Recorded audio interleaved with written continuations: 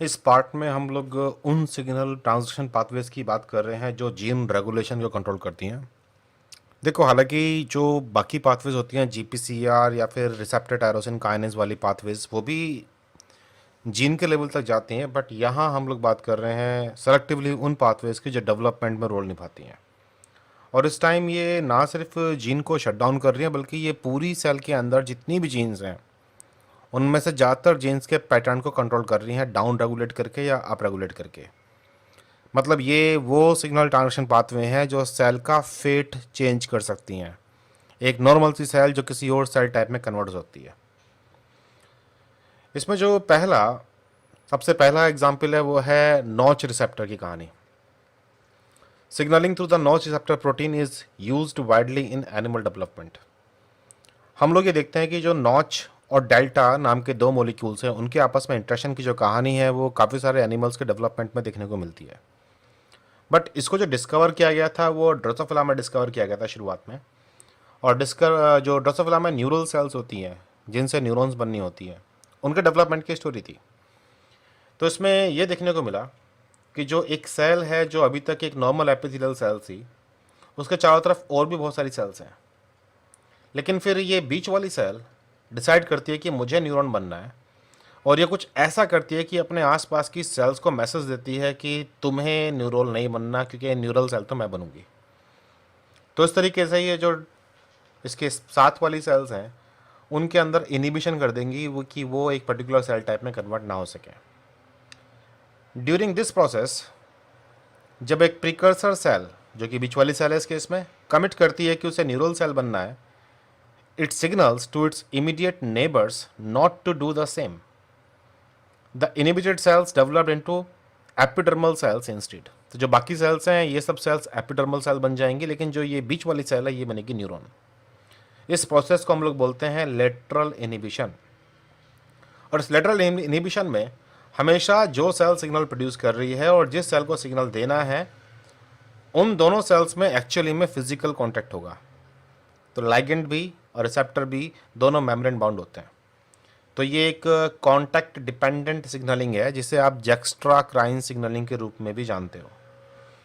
That is activated by a single pass. यहाँ पे जो आपका प्रोटीन है वो सिंगल पास प्रोटीन है, transmembrane signal protein called delta.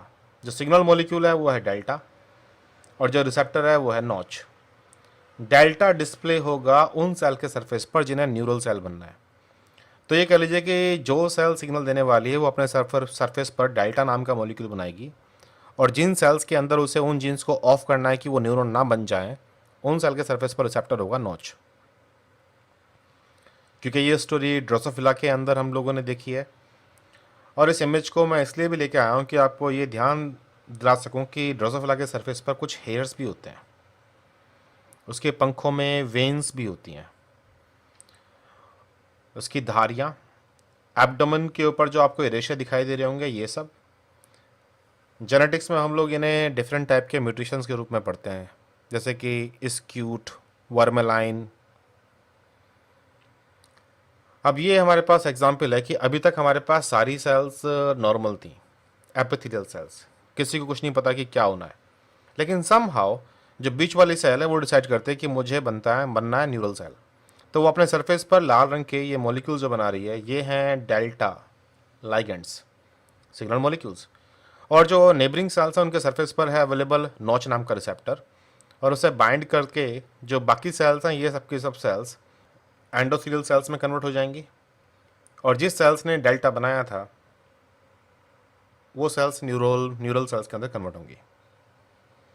इस पूरी स्टोरी में अब जो सेल देखो डेल्टा बना रही है वो तो ऊपर वाली है जिसे न्यूरॉन बनना है। उसने अपने सरफेस पर एक मॉलिक्यूल बनाया डेल्टा। डेल्टा बाइंड कर रहा है एक रिसेप्टर से, रिसेप्टर का नाम है जो ग्रीन वाला है, इसका नाम है नॉच। लेकिन यहाँ एक मैं समझा दूँ कि जिस सेल्स के अंदर चेंज लाना है उस सेल्स के न्यूक्लियस के अंदर मैसेंजर आरएनए बना। मैसेंजर आरएनए एंडोप्लाज्मिक रेटिकुलम पर जाकर के प्रोटीन बनाएगा। ये प्रोटीन जो कि आपका नॉच का रिसेप्टर है, और ये यहाँ से निकल के जाएगा गोल्जी कॉम्प्लेक्स के पास और फिर पहुँचेगा सरफेस के ऊपर। लेकिन इस दौरान इसमें कुछ मॉडिफिकेशन होने हैं, प्रोटियोलिटिक क्लीवेज। तो जब पहला प्रोटीओलिटिक क्लीवेज है वो तब होता है जब ये गोल्जी कॉम्प्लेक्स में है। पहला प्रोटीओलिटिक क्लीवेज है गोल्जी कॉम्प्लेक्स में। तो जो ये रिसेप्टर बना था नॉच का, ये टूट करके टुकड़ा इसी के साथ चिपक जाता है और इसे आप बोल सकते हो कि ये हेट्रोडाइमर है। अब ये हेट्रोडाइमर पहुंचेगा प्लाज्मा मेम्ब्रेन के ऊपर और वेट करेगा अगर लाइगेंड इसे डेल्टा के रूप में मिल जाए तो। अगर डेल्टा बाइंड कर गया तब दो प्रोसेसिंग और होगा, एक प्रोसेसिंग सेल के बाहर वाले हिस्से की तरफ और एक प्रोसेसिंग सेल के अंदर की तरफ साइटोप्लाज्म वाली साइड पे।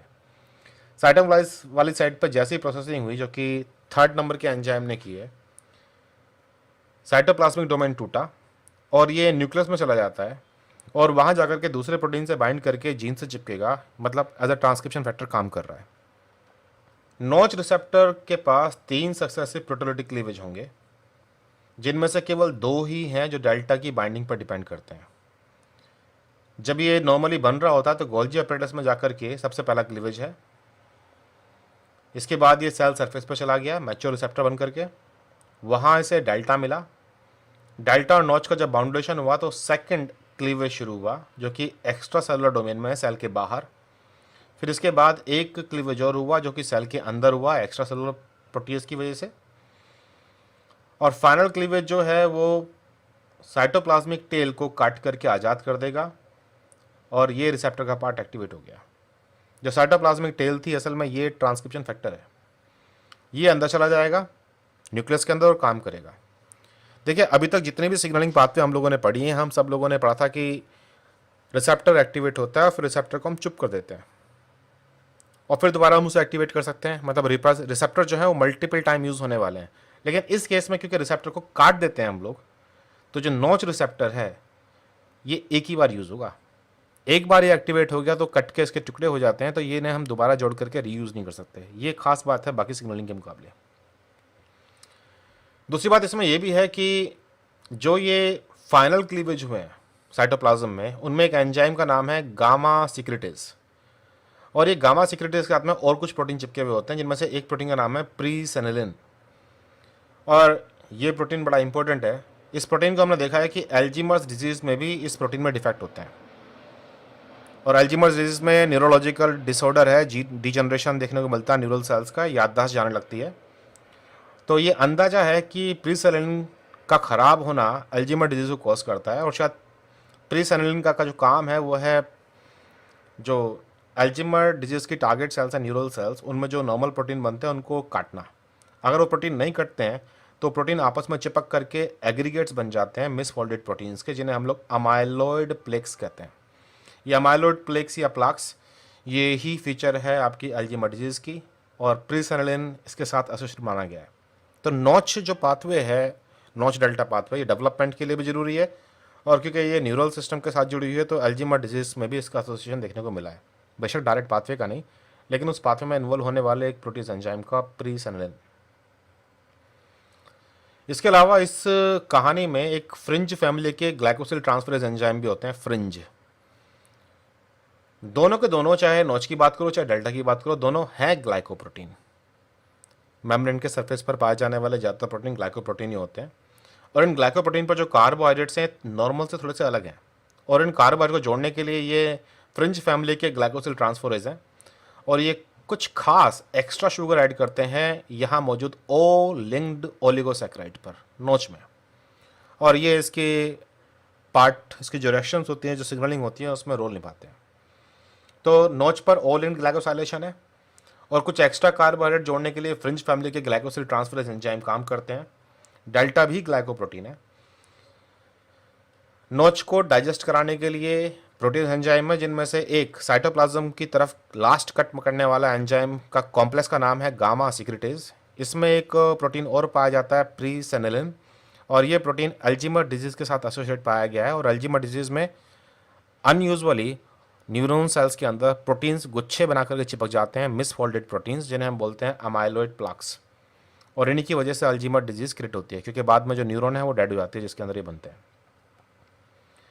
इसके अलावा हम लोगों ने ये देखा कि इस कहानी के अंदर नॉच जो रिसेप्टर है उसका 3 बार क्लीवेज होगा। एक बार डेल्टा से इंटरेक्ट करने से पहले जब वो बन रहा होगा गोल्जी कॉम्प्लेक्स में, और 2 बार डेल्टा से इंटरेक्ट करने के बाद, एक क्लीवेज सेल के बाहर वाले हिस्से पर और एक क्लीवेज सेल के अंदर वाले हिस्से पर। अंदर वाले हिस्से पर कट लगने की वजह से साइटोप्लाज्मिक डोमेन आज़ाद हो जाएगा और ट्रांसक्रिप्शन फैक्टर की तरह न्यूक्लियस में जाएगा, जाके जीन को ऑन और ऑफ करेगा। और उन जीन के ऑन या ऑफ होने से ही ये सेल, जिस सेल के अंदर ये काम चल रहा है, वो न्यूरल सेल नहीं बनेगी, वो एंडोथेलियल सेल बन के रह जाएगी। दूसरा, ये जो रिसेप्टर है क्योंकि कट जाता है तो इसलिए इसे हम रीयूज़ नहीं कर सकते।